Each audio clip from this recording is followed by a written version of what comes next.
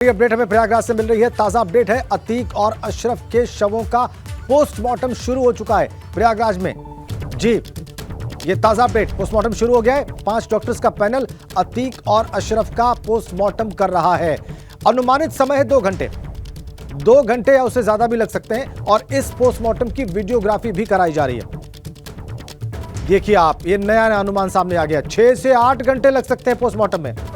भाई जिसकी हत्या हुई है और नाम तो बता दो, बता दिए, पता होगा नाम क्या है, कब तक निकलना है, कब तक यहाँ से निकलेंगे? कहाँ लेकर जाएंगे आप? टाइम निश्चित नहीं मालूम है। आप यहाँ से यहाँ से लेकर कहाँ जाएंगे? अब यहाँ से डॉक्टर लोग बताएंगे, अंदर की टीम बताएगी। पोस्टमार्टम हो गया, पोस्टमार्टम आपको मालूम चला, पोस्टमार्टम कंप्लीट हो गया? नहीं, बताया गया कि वहाँ गाड़ी पहुँच जाए पोस्टमार्टम हाउस, जी, हम वहाँ पे आए हैं। अच्छा, अतीक और अशरफ के लिए ही ये गाड़ी भगवाई गई है? हाँ जी। अच्छा, कितने बजे निकलने का घर से कुछ बताया गया है क्या? ये कोई टाइम नहीं। क्या नाम है आपका? यहाँ से क्या सीधे? मेरा नाम ज्ञानंद प्रताप सिंह है। तो कहाँ, यहाँ से कहाँ ले जाया जाएगा, कब्रिस्तान ले अब जाएगा? वो डॉक्टर लोग बताएंगे, टीम बताएगी। अच्छा, कब तक निकलने की संभावना? ये कितने बजे इसका time इसका दिया टाइम गया? नहीं मालूम है। अच्छा, तो देखिए ये अतीक और अशरफ की डेड बॉडीज को कब्रिस्तान उनकी बॉडी लेने आए हैं। बताया गया पोस्टमार्टम हो गया है, किसी दिन में आपको अब ये मुझको नहीं बताया गया कि आप गाड़ी लेकर के वहाँ आइए। सब वहाँ अच्छा, क्या नाम है आपका? ज्ञानंद प्रताप सिंह।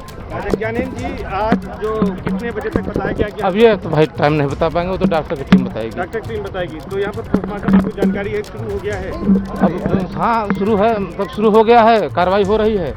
जब उनकी तैयार हो जाएगी तब यहाँ से निकलेंगे। ज्ञानेंद्र जी, ठीक है। ये एम्बुलेंस सरकार की है? सरकारी नहीं, हाँ सरकारी। ये SRN अस्पताल की है? नहीं, ये टीबी सपुर चिकित्सालय। आपको किसकी तरफ इसको ये बताइए, आपने ही यहाँ भी पहुँचाया था? सीमेंट ने जानकारी दिया कि आप वहाँ लेकर के पहुँच जाइए। वहाँ पे बोला वहाँ से ही आप ही यहाँ पर लाए भी थे कालविन से? नहीं, हम आप नहीं लाए थे? लोग की इसकी जानकारी नहीं हुई थी। सुबह जानकारी हुई तो अभी जब 11 बजे फ़ोन मतलब टाइम बताया कि भाई वहाँ पहुँच जाइए गाड़ी लेकर के, तो हम लोग आए। तो कहाँ यहाँ से ले जाना है, कुछ बताया? अब ये तो भाई टीम बताएगी, डॉक्टर की टीम बताएगी। पता नहीं कितना टाइम लगेगा। हाँ, इसका निश्चित। वो शव वाहन जो पहुंचा है पोस्टमार्टम हाउस, उसके ड्राइवर ज्ञानेंद्र प्रताप सिंह की आप बात सुन रहे थे। ड्राइवर ने बताया, ज्ञानेंद्र प्रताप सिंह बता रहे हैं कि उन्हें आदेशित किया गया है कि वो पोस्टमार्टम हाउस पहुंच जाएं शव वाहन लेकर, और आगे क्या करना है इसकी जानकारी उनको नहीं है। फिलहाल वो ये कह रहे हैं कि अंदर पोस्टमार्टम की प्रक्रिया शुरू हो चुकी है। 5 डॉक्टर्स का पैनल अतीक और अशरफ के शवों का पोस्टमार्टम कर रहा है। 6 से 8 घंटे वक्त लग सकता है। और इसी बीच में एक और अपडेट गोरखपुर से मिल रही है। गोरखपुर में इस हत्याकांड के बाद अलर्ट है।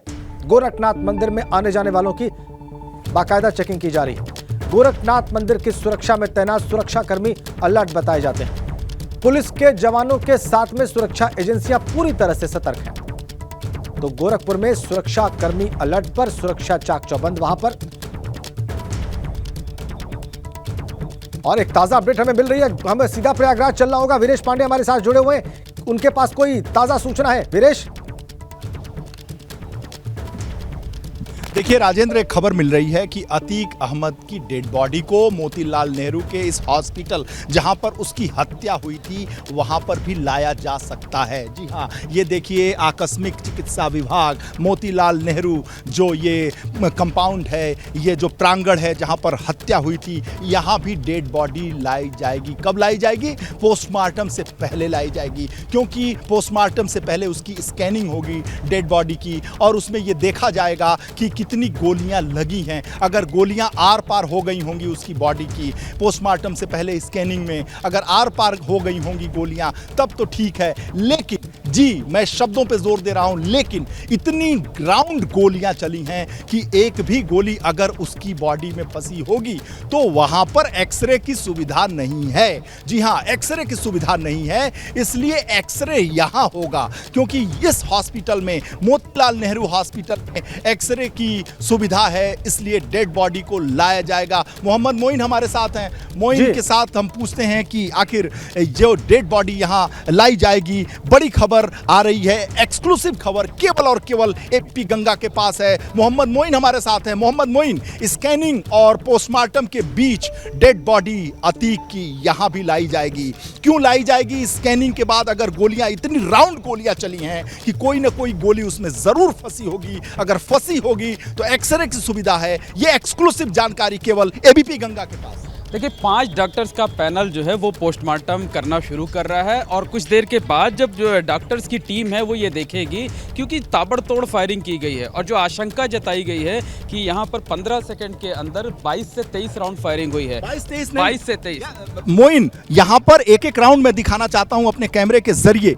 29 राउंड फायरिंग हुई है। ये देखिए 29 आखिरी गोला है। ये 28, ये 29, ये 11, ये 12 और ये ब्लड आप यहाँ पर अतीक और अशरफ का ये सफेद चूने जो पड़े हुए हैं 21, 17, 18, 19, ये जो राउंड की गोलियां हैं 22, 16, 15, 25, 24, 23, 26, यानी 14, 13, ये सारा ये यहीं पर जो हत्या हुई। और आखिरी ये देखिए 29, ये जो गोला है 29 की है, यानी 29 राउंड गोलियां चली हैं। इसलिए ये शक है कि जरूर बॉडी में कोई ना कोई गोली जरूर होगी। इसलिए स्कैनिंग करने के बाद यहां पर एक्सरे जरूर कराया जाएगा। जी बिल्कुल, जो जानकारी मिली है, जो पुलिस ने शुरुआती तौर पर जो डॉक्टर्स ने देखा था उसमें ये बताया गया था कि अतीक अहमद को कम से कम 9 गोलियां लगी हैं और अशरफ को कम से कम 7 गोलियां लगी हैं। अगर ये सारी गोलियां आर पार हो गई होंगी तो सीधे जो मॉर्चरी हाउस है वहां पर पोस्टमार्टम हो जाएगा।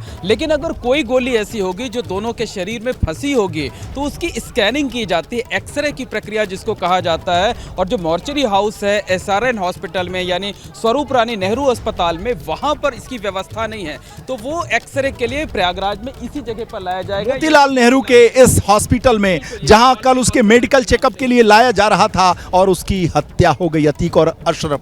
बिल्कुल, इस बीच एक जानकारी आपको और दे दें, जो कल 3 हमलावर आए थे ठीक इसी जगह पर ताबड़तोड़ फायरिंग की गई थी। इसमें लवलेश तिवारी नाम का जो हमलावर था उसको भी गोली लगी हुई है, उसको भी गोली लगी हुई है, जो लवलेश तिवारी नाम का हमलावर था। और खबर एबीपी, बड़ी खबर एबीपी गंगा पर कि जो 3 हमलावर थे उसमें लवलेश तिवारी को भी गोली लगी है, क्रॉस फायरिंग में गोली लगी है। और ये एक्सक्लूसिव जानकारी केवल एबीपी गंगा के पास है। देखते रहिए एबीपी गंगा, सारी एक्सक्लूसिव और बड़ी खबरें आपको एबीपी गंगा पर मिलेंगी।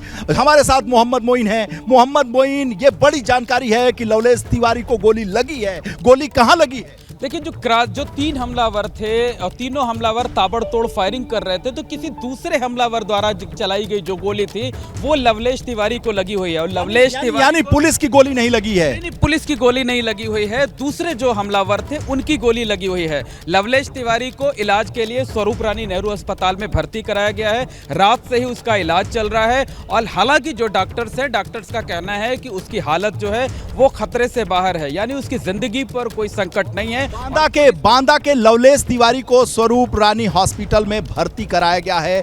गोली लगी है, क्रॉस फायरिंग से गोली लगी है। उसके साथियों ने जब अतीक और अशरफ पर इसी जगह पर गोली चलाई तो क्रॉस फायरिंग में गोली लगी है, लेकिन वो खतरे से बाहर बताया जा रहा है। एबीपी गंगा पर एक्सक्लूसिव जानकारी और बड़ी ब्रेकिंग है कि लवलेश तिवारी जो बांदा का निवासी है उसको गोली लगी है, क्रॉस फायरिंग में गोली लगी है और अतीक का शव यहां भी लाया जाएगा।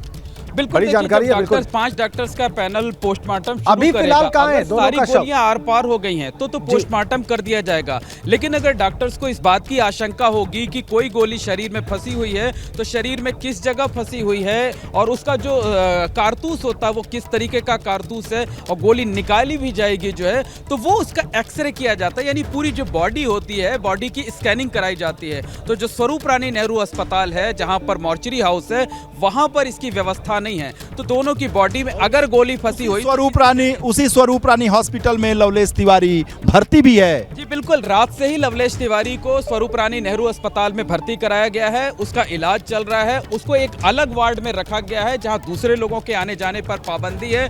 पुलिस का सख्त पहरा है वहां पर। लोगों को ये जानकारी भी नहीं दी जा रही है कि आखिरकार लवलेश तिवारी कहां पर है, लेकिन उसकी हालत फिलहाल खतरे से बाहर बताई जा रही है। पुलिस की टीम ने अस्पताल जाकर लवलेश तिवारी का बयान लिया है और लवलेश तिवारी ने भी अपने बयान में यही कहा है कि हम लोग पहले भी जेल गए थे, हम लोगों के खिलाफ आपराधिक मुकदमे दर्ज हैं और हम लोग अतीक और अशरफ की हत्या करके उसकी तरह हम लोग डॉन बनना चाहते थे, नाम कमाना चाहते थे। प्रयागराज का नया डॉन लवलेश तिवारी कोशिश की तरफ से कोशिश चल रही थी।